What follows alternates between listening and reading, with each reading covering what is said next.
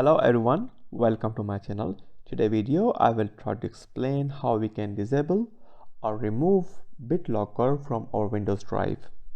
Now you can see that we have 3 drives, but only the drive have a lock. It means that our BitLocker is enabled only on this drive. The 2 drives don't have BitLocker. So let's remove or disable BitLocker from drive D. In simple step, just right click on drive D and click on manage BitLocker.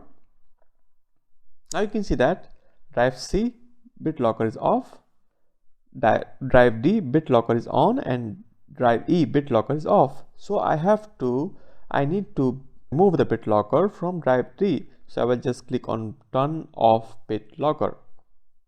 Turn on BitLocker.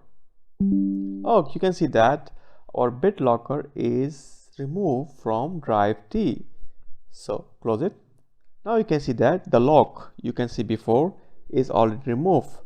So you can apply a simple step to remove or disable your BitLocker from your drives. Thanks for watching my video. If you like my content, give a thumbs up. Thank you.